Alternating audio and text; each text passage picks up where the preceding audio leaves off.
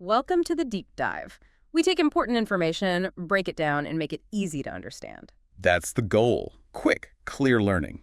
And today, we're diving into asking for help, specifically common English phrases for asking and responding, particularly, in a work setting. Right. And we'll be looking at language that's, well, pretty straightforward, useful for everyone learning English. Okay, so let's set the scene.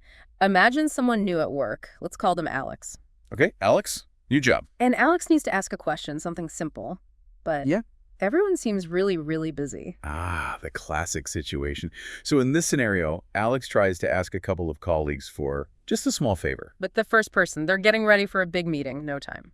Can't talk now. Then Alex tries someone else, and that colleague says they're about to meet an important client. Right. Another polite brush off, essentially, suggests asking someone else instead. So Alex tries a third person, Riley, again, just hoping for a quick answer. But Riley is working on a document, deadline looming, so can't help either. You can sort of feel Alex's frustration building, can't you? All this effort. So find the bathroom, yeah. It really shows how, well, even simple requests can be tricky when people are occupied. Exactly. So let's unpack some of the language here, some really key phrases. Okay, where should we start? Maybe with how Alex first asks. Good idea. Alex says, can I ask you for a favor? Let's pause on that.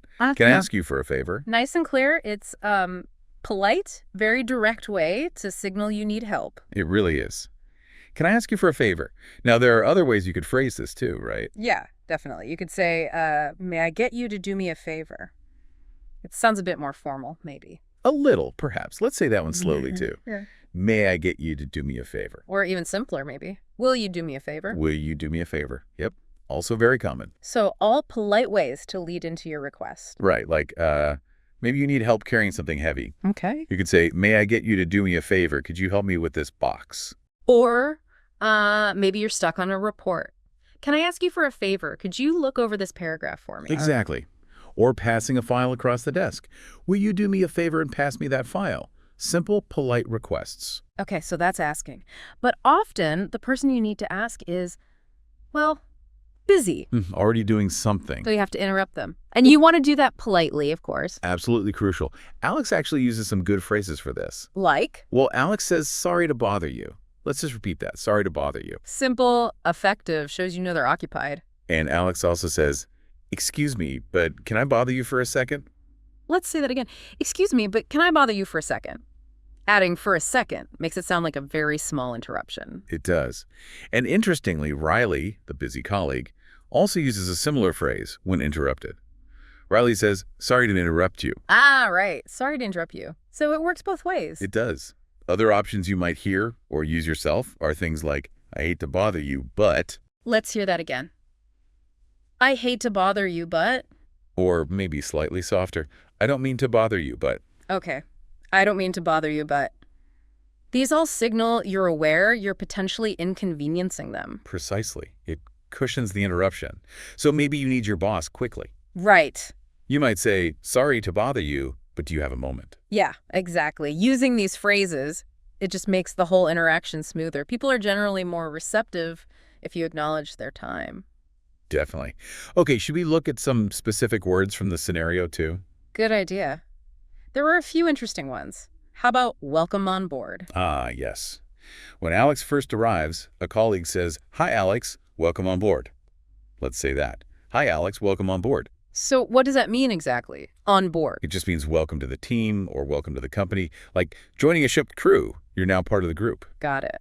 So you might say to a new team member, welcome on board, Sarah. Let me know if you need anything. Exactly. Or you might hear it used like, we need to get the new assistant on board quickly, meaning integrated into the team, starting work. Okay, let's say that.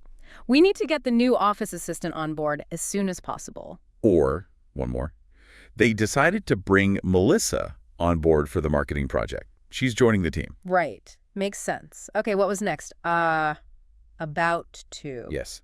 The colleague going to meet a client says, I'm about to meet an important client. Say it again.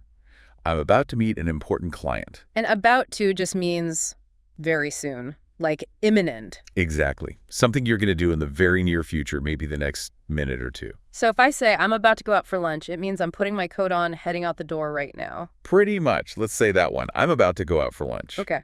Then there was instead. Ah, yes. The busy colleague suggests Alex ask Riley instead. Do you want to ask Riley instead? Instead, meaning in place of asking me. Precisely. In place of something or someone else as an alternative. Like at a restaurant, I'll have the chicken instead of the fish. Choosing one, not the other. Perfect example. Let's say that. I'll have the chicken instead of the fish. Or, maybe shopping?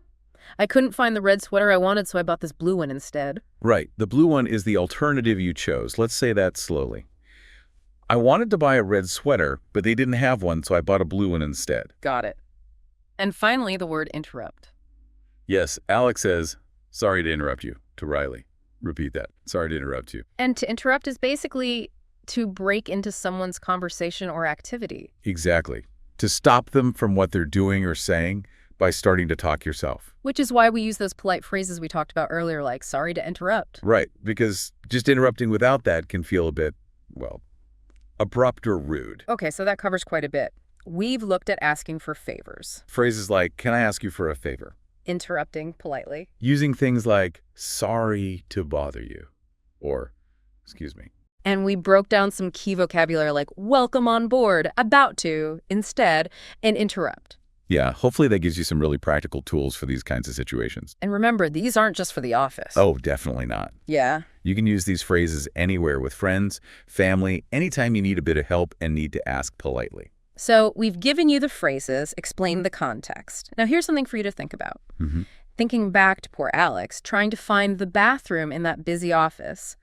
What could Alex have done differently? Considering everyone was so rushed, was there maybe a more effective way to get that simple information quickly, using what we've discussed, or maybe something else? That's a really good question to ponder. Sometimes it's not just what you say, but maybe how or when, or even who you ask. Something to think about. Okay, that's all for this deep dive. Hope you found it useful. Thanks for joining us, and we'll talk to you next time.